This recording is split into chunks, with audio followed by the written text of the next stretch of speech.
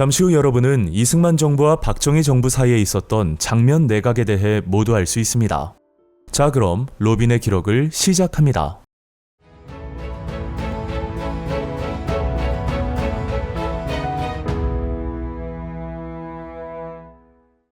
4.19 혁명 이후 이승만 대통령이 대통령직에서 물러나자 외무부 장관 허정이 이끄는 과도 정부가 구성되었고, 이승만 정권의 주요 강요와 자유당 간부들이 구속되었습니다.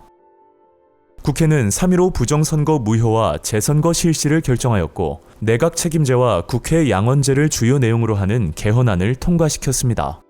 새 헌법에 따라 민의원과 참의원을 선출하는 총선이 실시되었고, 장면이 이끄는 민주당이 집권하면서 장면 내각이 시작되었습니다.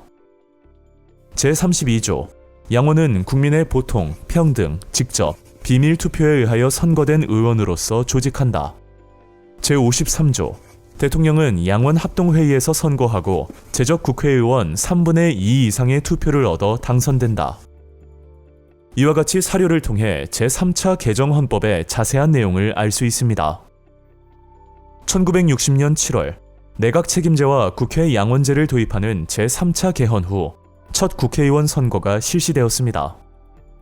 이 선거에서 민주당은 압도적인 승리를 거두었고, 새로운 의회는 윤보선을 대통령으로 선출하였습니다. 윤보선 대통령이 장면을 국무총리로 지명함으로써 장면 내각이 공식적으로 출범하였습니다.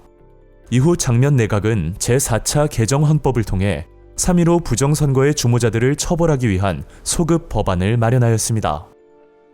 장면 내각은 정치 사회적 민주화와 경제 제일주의를 국정의 핵심 목표로 삼았습니다.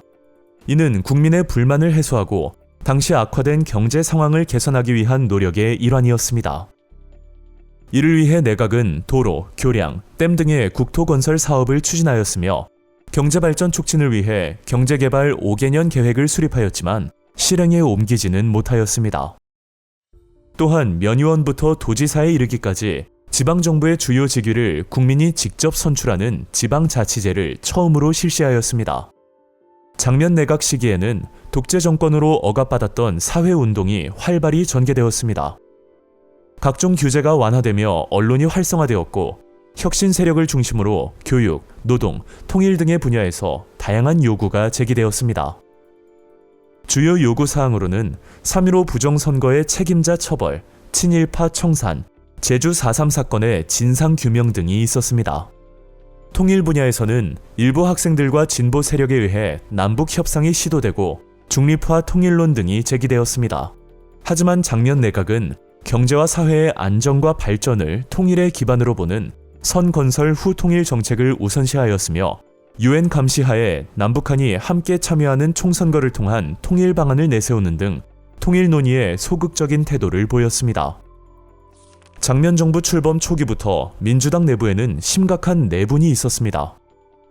이는 장면을 중심으로 한 신파와 윤보선을 중심으로 한 구파 간의 대립으로 나타났고, 결국 윤보선 중심의 구파가 민주당에서 분리하여 신민당을 창당함으로써 대립은 더욱 심화되었습니다.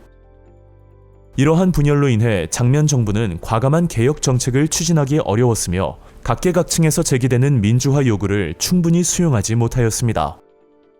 더욱이 정부는 부정선거 책임자나 부정축제자의 처벌에 소극적으로 대처하였으며, 민간 차원에서 이루어지는 통일운동에도 반대하는 태도를 보여 국민들의 반발을 불러일으켰습니다. 이후 우리나라의 역사는 어떻게 흘러갈까요? 박정희 정부 편에서 아주 자세히 알려드리겠습니다. 로빈의 역사 기록.